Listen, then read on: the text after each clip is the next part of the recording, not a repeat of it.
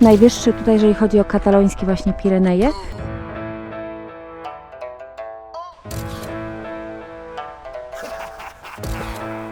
No i krasnal, który tutaj jest przed nami.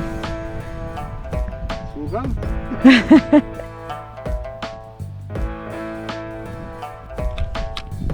Niestety, to jeszcze nie jest Nuria. Jak, Grzesiu, droga? Piękna. Piękna, nie? Naprawdę. Piękna jak moja żona. O, Tak. och. Uważaj. Hola. Bom dia. Zawsze podziwiałam takich biegaczy górskich. Kurczę, są niesamowici. Ale nic, nieważne jakim tempem, ważne byle do celu. Idziemy teraz właśnie w kierunku Vall Núria. Zobaczymy, ile czasu nam zajmie droga. Na pewno trochę.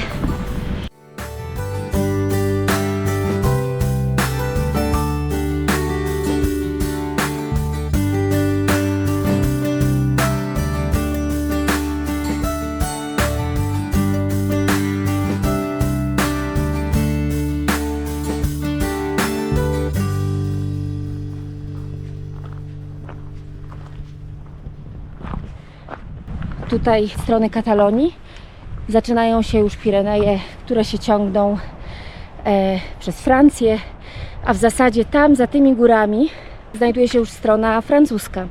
Także jesteśmy tak, no można powiedzieć, prawie na pograniczu z Francją.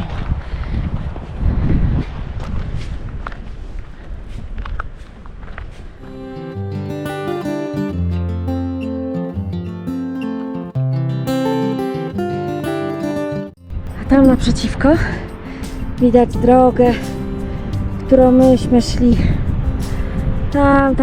Tam jeszcze daleko w lesie i tam aż za zakrętem. No jest trochę kilometrów.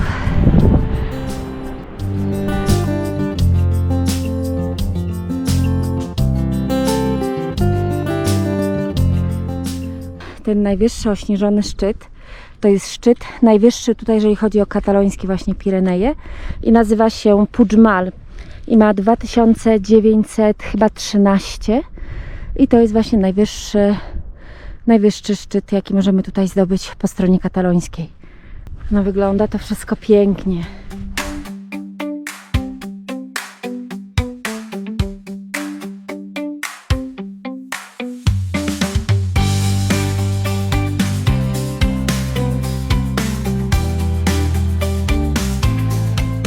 Tak kojarzy z jakąś celtycką Irlandią, Szkocją, nie wiem, ale te głazy tu są po prostu bajka.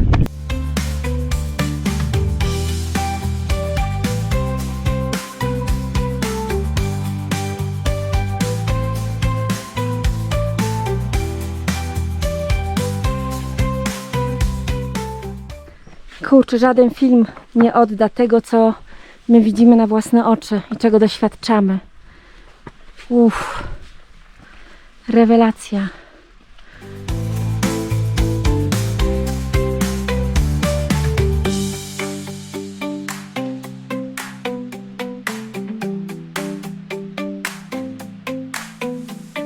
Zobaczcie, tam z góry widać, jak ludzie schodzą. Teraz będzie nas czekała taka tutaj droga pod górkę. No nieźle. No nieźle. No tutaj ten odcinek jest wymagający, bo naprawdę trzeba dobrze patrzeć pod nogi.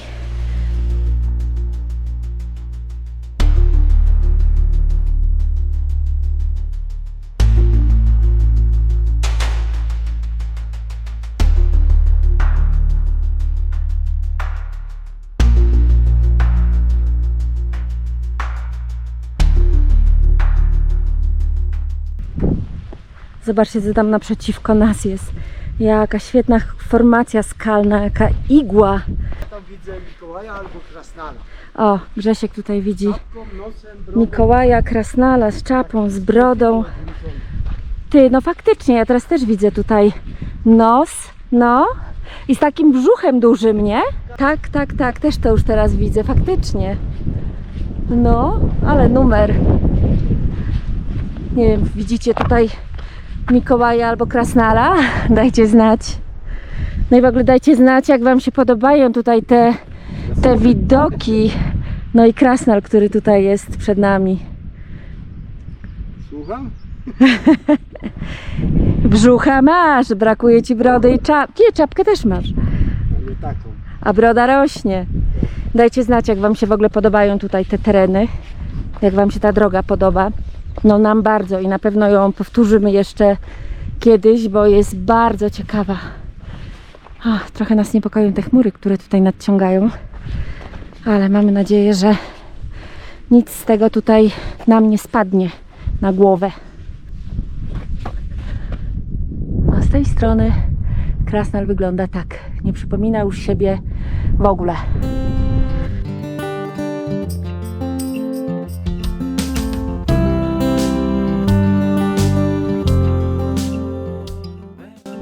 No tutaj tak się wydaje, że już będziemy mieli taką w miarę prostą drogę. Zobaczymy, jak długo.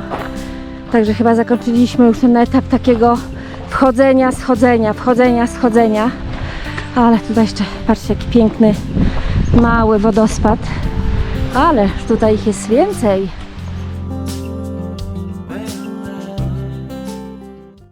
Nie wiem, jak na Was to działa, ale na mnie szum wody. Tu jeszcze właśnie w tej naturze, śpiew ptaków, woda działa tak kojąco. Rewelacja. Na mnie przeciwnie. Tak, na Gregora działa bardzo usypiająco. Ja już prawie śpię. Tak. No już tak chwilami Czesław idzie i po prostu ledwo nogi ciągnie. Nie ma sopy, nie ma piwa. Ale pięknie. A piwo będzie jako nagroda na koniec. Będzie lepiej smakowało. A w zasadzie jak przyjedziemy do samochodu, to mamy winko. O, jeszcze lepiej będziemy sobie celebrować lampką winka dzisiejszą piękną trasę. No, tu puściłam Gregora pierwszego, żeby pokazał, jak tędy przejść, bo zobaczcie, jaka tutaj jest ściana pionowa. Wow. Także no, trzeba tu naprawdę mega uważać. Patrzcie. No, tutaj jakby tak sobie poleciał ktoś.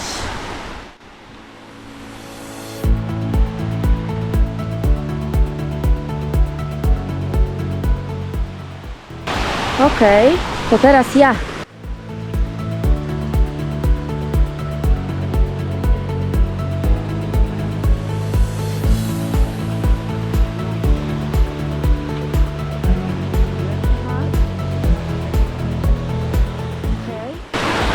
Dobra, jestem.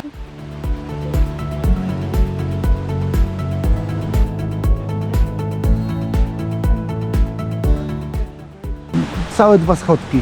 No wiesz, nawet i te 2 są ważne. Tak. Ale jakie ładne. Pomarańczowe jak moja koszulka. Brawo! Ha, ha. Super!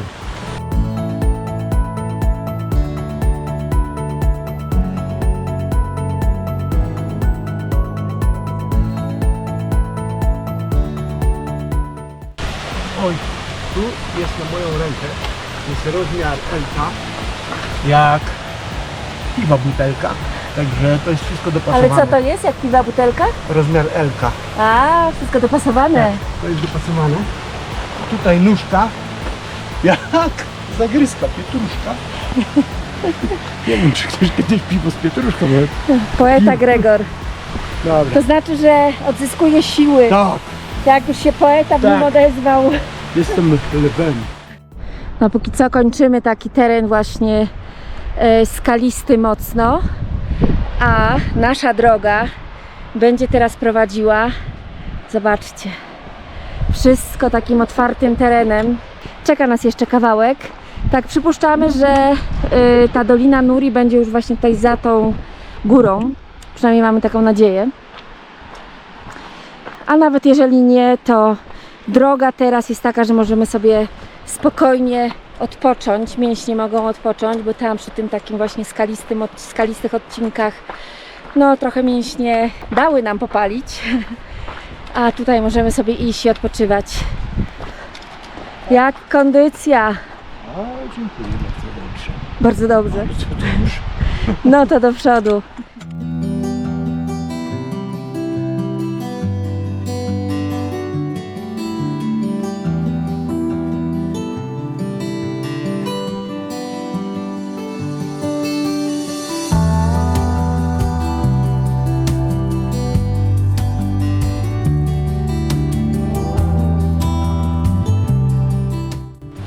Całe szczęście, że nie są śliskie te kamienie.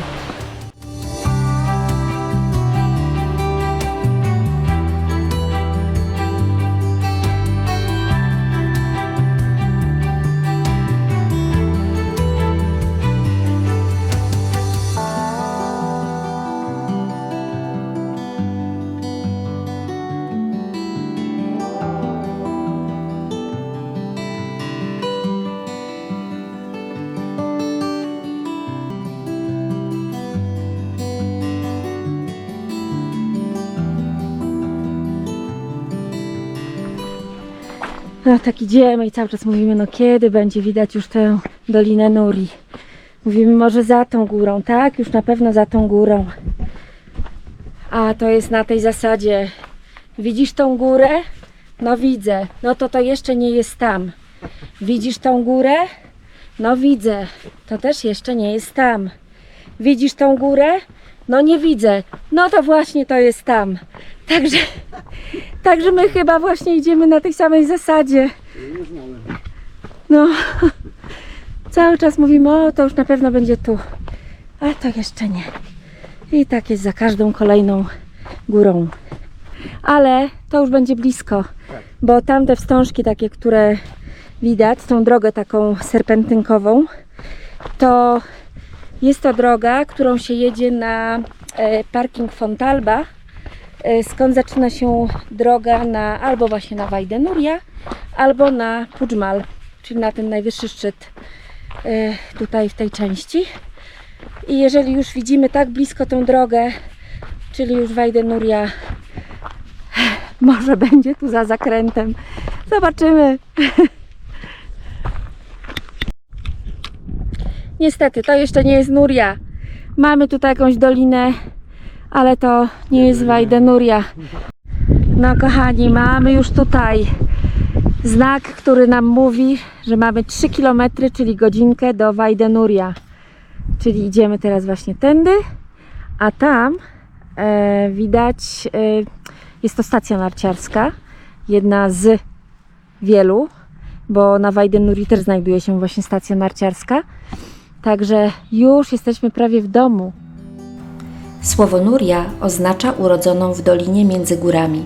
W 1883 roku rozpoczęto budowę sanktuarium w Vall Núria, aby ostatecznie oddać je do użytku w 1911 roku. Dziś oprócz bazyliki znajdziemy tam hotel, jak i schronisko dla pielgrzymów.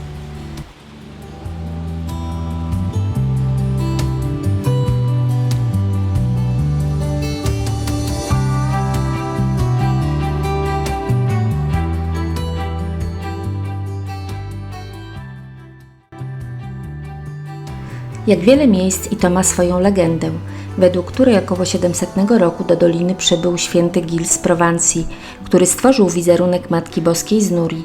Po najeździe Arabów na Półwysep Iberyjski święty Gil zmuszony był uciekać i ukrył figurę Matki Boskiej wraz z krzyżem, garnkiem, w którym gotował, i dzwonkiem, którym przywoływał pasterzy na posiłki. Przedmioty te do dziś stanowią symbole Nuri. 3 wieki później pielgrzym Amadeo przybył do Nuri po objawieniu, jakiego doznał, i zbudował tam kaplicę ku czci dziewicy, tak jak prosił go anioł we śnie. Po kilku latach w dolinie pojawił się rudowłosy byk i zaczął uderzać kopytami w skalną ścianę. Pasterze uznali to za znak i wykuli w skale otwór, w którym znaleźli ukrytą rzeźbę Matki Boskiej, krzyż, garnek i dzwonek.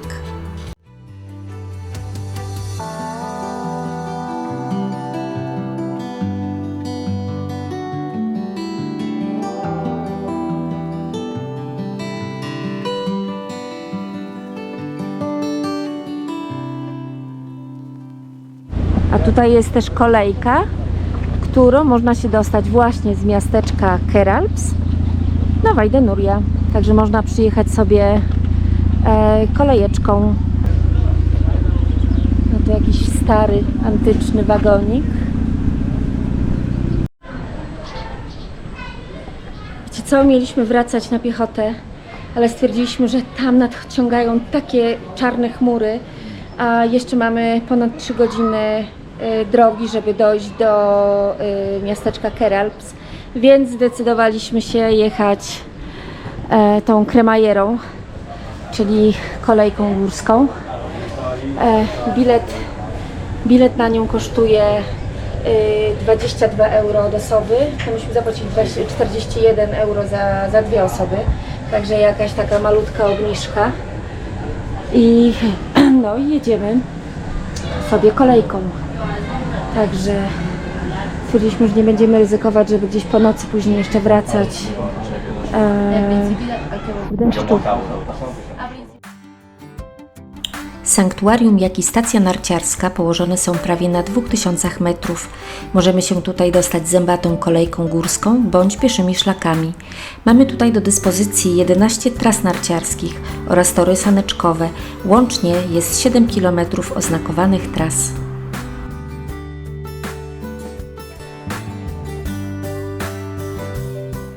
No, dotarliśmy już do stacji Keralps, także jesteśmy już na stacji końcowej. Także kochani, stąd będziemy się z Wami żegnać. Było dzisiaj wspaniale, wspaniały dzień, ale nawet najwspanialsze dni mają swój koniec. Także dzisiaj kończymy i widzimy się na następnych szlakach. Trzymajcie się!